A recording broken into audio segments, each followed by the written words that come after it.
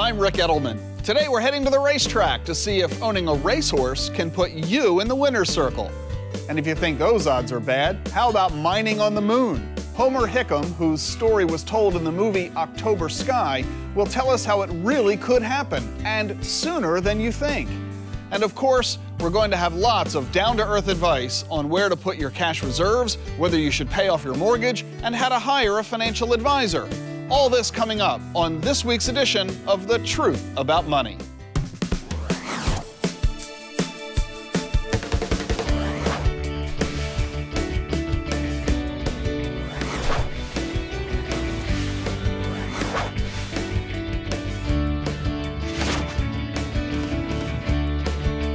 Best-selling author and founder of one of the nation's largest financial planning firms, Rick Edelman.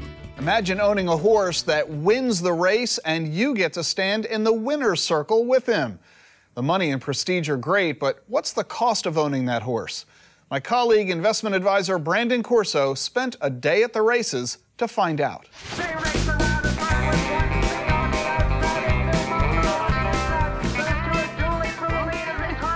I'm sort of like a personal trainer for horses, and I get them ready like any professional athlete you would prepare for an event. So my job today as trainer, my role is I brought It's a G-Man here to the races, and his owner couldn't be here today. He lives in New York. But the jockey is someone I employ. He's like a race car driver. You know, he doesn't drive that race car every day. You know, he's a good tactician. This is called steeplechase racing, and steeplechasing is an umbrella term for two different kinds of racing here in the United States, hurdle racing and timber racing. And the hurdle races are where they're jumping brush fences, a little more forgiving, shorter distance, they carry less weight over the jumps. And then timber racing, were sort of the wooden fences that are kind of more substantial. And they have to be better jumpers, and it's a longer race, and they carry more weight. How does it feel to actually make the jump? Is it exhilarating? Is it scary? How does it feel? It's a pretty cool feeling. They're going anywhere from 20 to 30 miles an hour, roughly, in a race. Yeah. It is exhilarating. Personally, I've broken a few bones, yes. It goes with the territory. It goes with the territory. It's a labor of love, for sure. I was a horse-crazy little girl, and it's just become a way of life for me. It's your passion. It is my passion. It's a life passion, absolutely. Regina, if you buy a horse for this type of racing, give me a range of what you'd pay.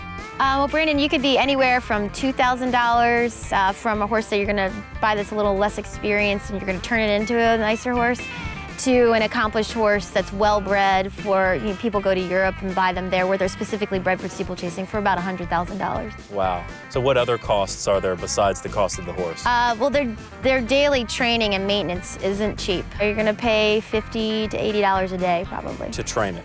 To have it trained. And what about housing it? The trainer typically covers housing, feed, and the additional expenses are the blacksmith, the farrier taking care of their feet, and the veterinarian, entry fees, shipping, stuff like that. The equipment that goes into it? Saddle, a bridle, and anything you're going to need to ride them every day. You've probably got about $600 or $800 of tack on them. They're off and running, coming strong, who's the lead on the This is a typical racing shoe. Costs about $120 to have the blacksmith put these light little aluminum shoes on your horse. And how long does it last? 5 weeks, about 5 weeks. These are their Nikes. Okay, that makes sense. Yeah, exactly. About the same price too. Yeah. But they have 4 feet, not 2. Twice as expensive. Exactly. If the horses win, is it enough to cover their costs? You should just expect to lose money, basically, in this sport. If you have a really good horse, it'll pay for itself. And if you have a really special horse, you'll make money. Brandon, thanks for coming back to the show. Great to be here. She said it all. Expect to lose money. Isn't that something? I mean, she didn't even try to hedge her bets. If you're going to do it, just expect to lose. That way you're not disappointed when you do. In other words, it's a hobby. I think it is a hobby. And she said there's a passion involved. People that own horses, that ride horses, they usually grew up around horses. And she loves what she does. I mean, you could see that in the interview. But she was very frank. When you look at the money aspect of it, you're going to probably lose money. And the interesting thing is she's the one with the passion, I suspect, more than the owner of the horse. He wasn't even there. He wasn't there. I mean, he's the one writing the big checks. And she was there getting paid. That's right. So she's doing just fine. It's the owner who's actually taking the loss. So clearly, I think this falls into the category we have often said to our clients, never buy anything that eats or can sink. Well, you do it for a lifestyle decision because you love it, you can afford it, and understand that it's really not a moneymaker. The one good number that I saw out of that is that the price of the horse isn't as much as I would have guessed. Sure, $100,000 for some of them, but you could buy a horse for $2,000. So maybe the barrier to entry is a little lower than I ordinarily would have suspected. It's all those other things that add up. Just housing the horse, I think she said it was $50 to $100 a day. So if it's $100 a day, $35,000 a year, all those other costs is what make it so expensive. I love the Nike horseshoes. Don't get me $100 started. I think a month. I think that's what it comes to. So a lot of money. That's pretty astonishing. Brandon, thanks a lot. You bet. When deciding where to keep your cash reserves, the money you should have available in case of emergency, which of these are not considerations?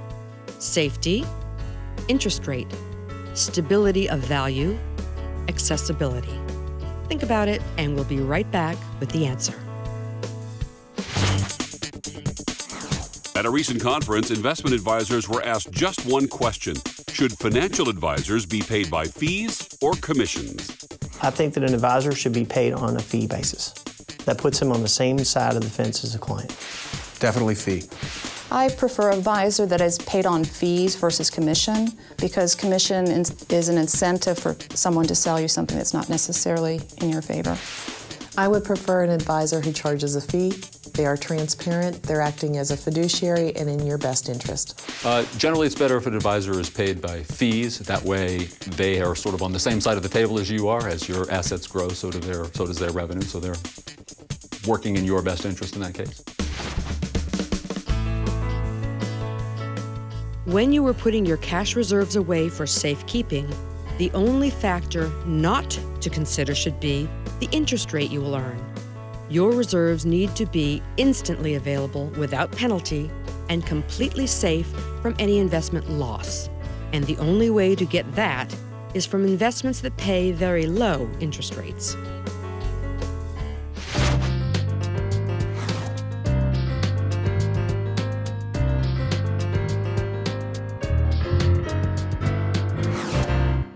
Right now, I want to talk with Jeff. He's in Virginia. Jeff, how are you, sir? Good, Rick. How are you doing today? We're doing fine. How can we help you? Good. I've got a question. My mother's been recently diagnosed with a terminal disease. Oh, I'm sorry. Thanks. And we are trying to determine, is it too late to do any estate planning at this point? Oh, goodness, no. No. It's vitally important that you get started right now and get in touch with a financial advisor and an estate attorney right away to make sure that we get the estate in order, both for administrative issues as well as tax issues. So, no, not at all. In fact, it's very common for people to call us because they've just gotten a diagnosis. Right. Yeah. And okay, it's not unheard of at all. We have a lot of folks we work with who are estate attorneys. It's not uncommon for them to go to hospitals and do deathbed wills and trusts with folks literally before it's too late. So no, if your mom has just received a diagnosis, you need to get her into a financial advisor and an estate attorney right away. Okay. Yes, she had talked about she owns her house outright, and she had talked about transferring that into the children's names? No. Do not. No, this is not the time for do-it-yourself estate planning. Your mom is dealing with a lot of issues, and the ones that are very important are the ones about her health and her family. Tax, financial, legal are not her bailiwick. This is not her expertise. Do not do it-yourself estate planning. So it's real simple. I want your mom to focus on the answer to merely one question, okay? Here it is. Write this down so you don't forget. Who gets what? That's the only thing I want your mom to focus on. If she wants the house to go to the children, great. That's the only question that she needs to answer. Your mom does not have to become an expert in estate law. All she's got to focus on is what does she want to have happen to the major financial assets like the house and the financial assets and pension income or what have you, as well as heirlooms and jewelry and sentimental items and so on.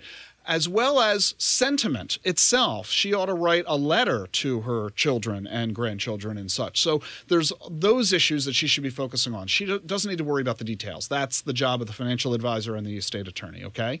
So yes, make that appointment right away, and it will be a tremendous relief of getting rid of that burden for your mom, knowing that everything is going to be handled exactly the way that she wants.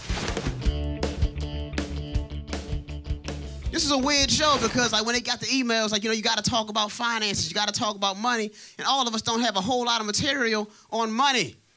So some of these jokes I tell tonight, I wrote coming over here in my Hyundai Sonata. So if they don't work, I'm just going to scream money at the end of it so I can still meet the criteria. Money!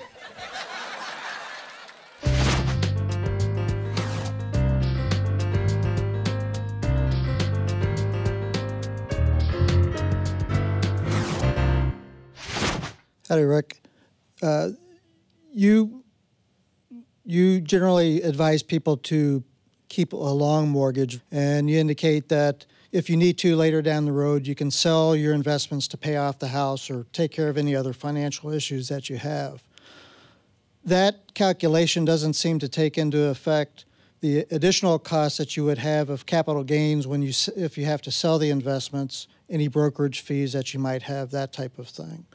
So when you figure in total the costs of those investments, if you actually need the money at the end, how then does that equate with the difference of paying off the mortgage? That's a great question. The tax implications of the mortgage have to be taken into consideration for the strategy to help make sense. And in fact, taxes work very much to our favor.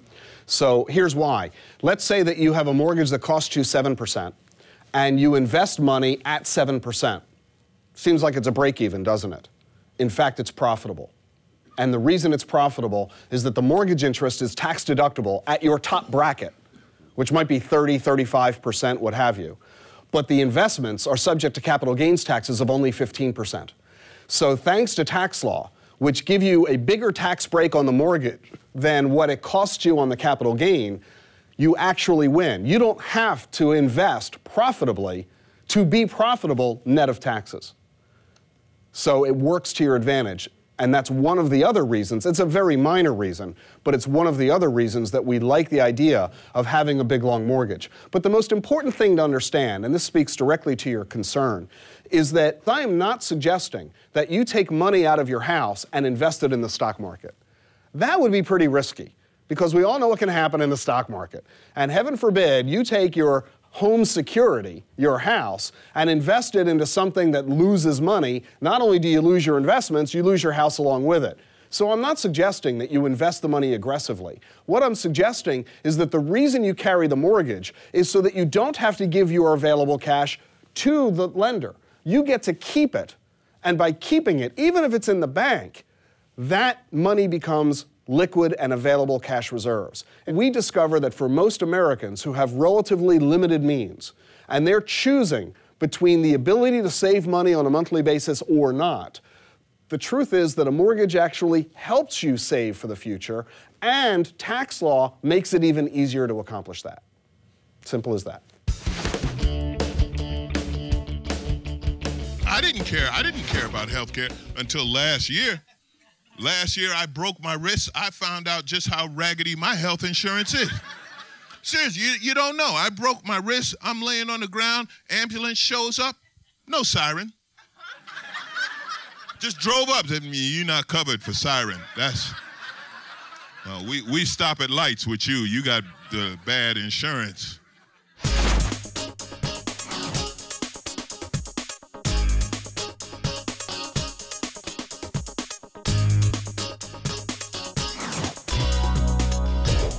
Hi, Rick, I got a question for you.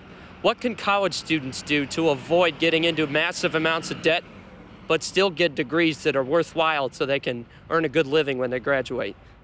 Boy, I sure hope you're 18 and not 22, because I can make a much bigger difference if you're a high school senior instead of a college senior. Because by the time you graduate college, it's really too late. You've already amassed the student loan debt that you've got, but if you haven't yet headed to college, I can fix this for you. And it's a great question that you're asking, and one I would want to deliver to all kids in high school. We need to recognize that going to college today is an economic decision. You're not going to college because you want to change the world. That's why your parents and grandparents went to college.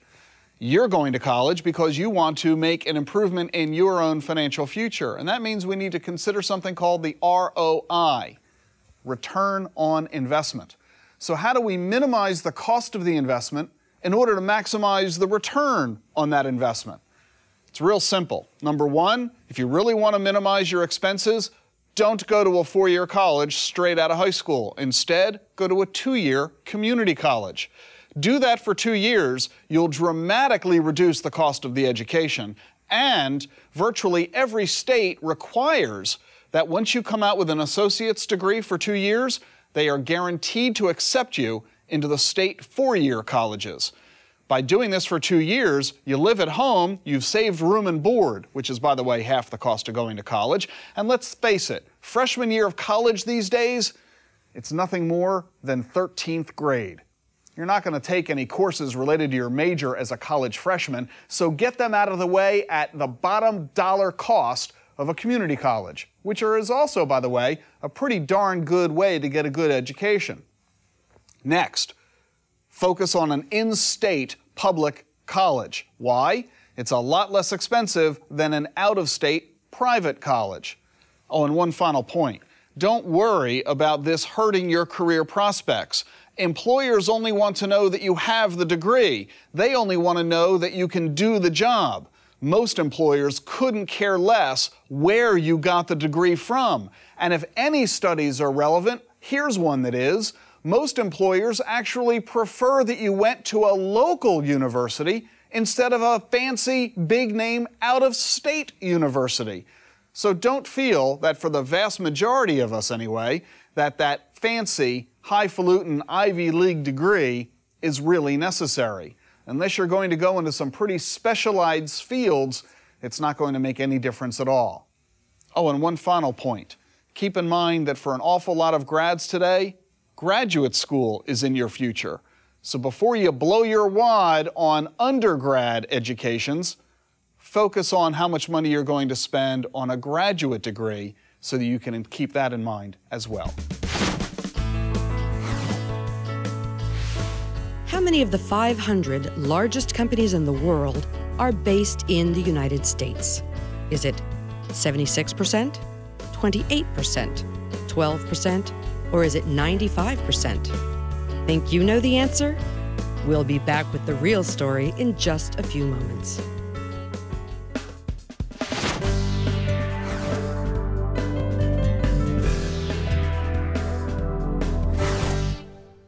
Homer Hickam grew up in the mining towns of West Virginia. Today, he wants to do some serious mining on the moon. But before you call him a crackpot, consider that he spent his youth not underground, but building rockets with his friends. And Homer went on to become an aerospace engineer for NASA, and his life story is told in the Hollywood movie October Sky.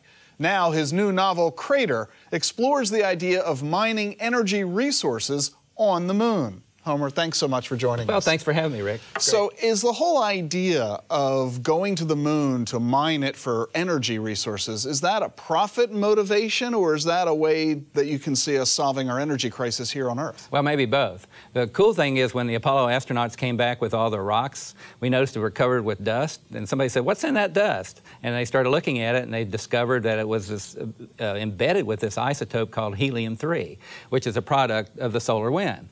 We don't get it on Earth because we've got a magnetic field, we've got an atmosphere, but the moon doesn't. So for billions of years, it's just been sweeping up all this wonderful helium-3. And people, well, so what? It turns out that helium-3 is the perfect fuel for fusion reactors.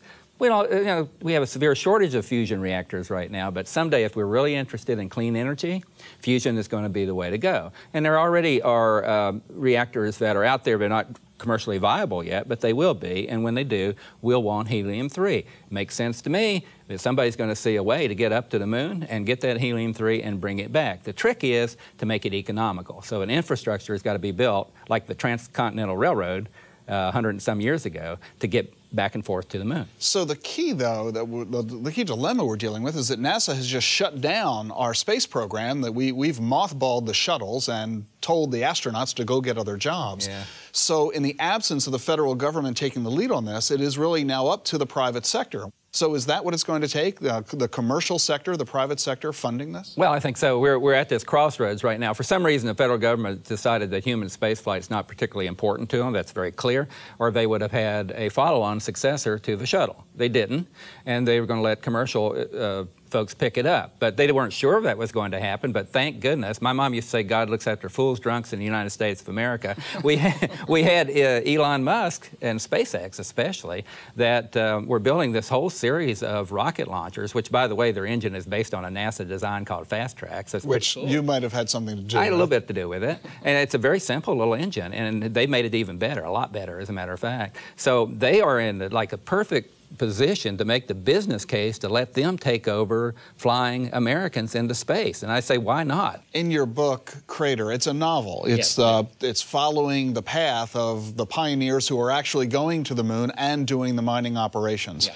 How much of the content of your book is based on science that currently exists as opposed to what needs to be developed? Scientifically, it's quite accurate. I had to figure out how to mine helium-3 because there's nothing out there on how to do it. But I have a mining engineering background too, so I was able to figure that out. Crater's a 16-year-old boy. There's no child labor laws on the moon, by the way. I'm sorry, 120 years in the future. So he works in the helium-3 mine. I've got Crater's town is called Moontown. Somebody said it was Colwood on the moon, where I grew up in Colwood. It's out in the Alpine Valley, and which is 1,000 miles from Armstrong City, the main settlement there. I wonder who Armstrong City is named after.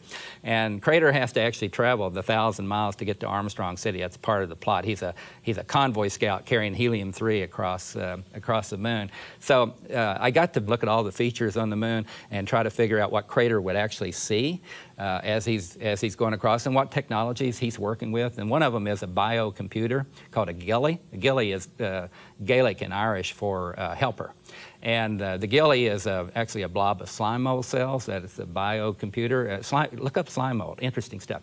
The gilly talks to Crater, though it has no mouth. It watches him, though it has no eyes. It listens to him, though it has no ears. It stands up and runs, even though it has no legs. I never quite described the gilly, but every young person and old person who've read Crater, they say, I want a gilly, and so do I. That's why I invented it. Someday we're going to go to the moon, and there's going to be people like that founded Colwood, these capitalists that come out of nowhere, and all of a sudden they're building these company towns, and that's what I see happening on the moon. It's going to be like it's going to be, I wish I could live long enough to go there. It's going to be fun. So we're going to be going west, young man, on the next century. It's going to be the raw frontier on the moon. We're going to be going not quite north, but literally straight up. Homer, thank you so much. Thank you, Rick.